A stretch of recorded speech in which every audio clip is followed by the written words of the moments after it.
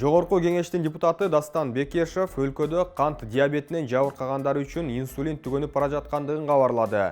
Ал бул тууралуу маалыматты министрлер кабинетинин төрагасы Акылбек Жапаровго карата жазган кайрылуусунда көрсөткөн. 3 айдын ичинде инсулин сатып алуу боюнча тендердин жеңүүчүсү аныкталып, аны жеткирүү башталат. Бирок ушул 3 ай ичинде кант диабети менен ооругандар инсулинсиз калбашы керек деп жазган. Депутат министрлер кабинетинен дарыканалар менен сүйлөшүп, инсулинди жеткирүү жана сатуу үчүн кыска мөөнөттүү кредит берүүнү суранды. Тендердин алкагында инсулинге муктаждыкты аныктоо жана керектүү өлчөмдө импорттоо боюнча дарыканалар менен сүйлөшүү жүргүзүүнү Саламаттык сактоо министрлигине тапшырууну өтүндү. 2020 жылдын март айында коронавирус пандемиясы башталганда кант диабетине чалдыккандар инсулинге жетпей кыйналганын айтып чыгышкан. Өлкөдө кант диабети боюнча мыйзам талап кылган 6 айлык инсулиндин запасы жок. Анын кесепетинен жыл сайын оор кырдаал жаралып келет. Милиция Темиров лайв каналынын негиздөөчүсү, иликтөөчү журналист Болот Темировго козголгон 4 кылмыш иши бир өндүрүшкө бириктирилгенин, тергөө аяктагандыгын билдирди.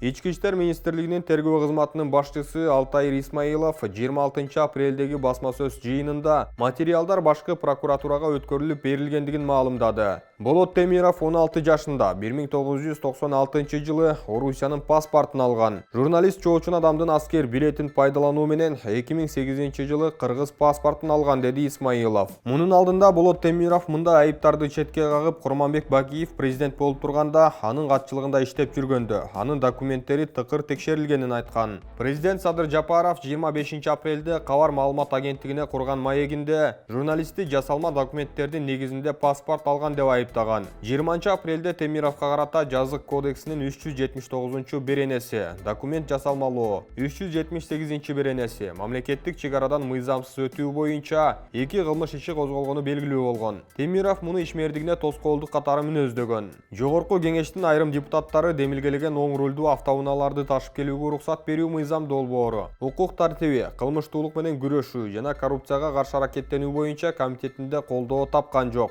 Демилгечилердин бири Чолпон Султанбекова соңку учурда башка өлкөлөрдөн оң рулдуу автоунаалар кирип жатканын жүйө кылып, аларды мыйзамдаштырып бажы төлөмүн алуу жана өлкөнүн автопаркын жакшыртуу керек экендигин билдирген. Ички иштер министрлиги буга каршы чыгып, оң рулдуу автоунаалар жол кырсыктарына себепкер болуп жатканын билдиришкен. Буга чейин Ички иштер министрлиги Кыргызстанда руль оң жактагы машина менен такси кызматын көрсөтүүгө тыюу салуу сунушун киргизген.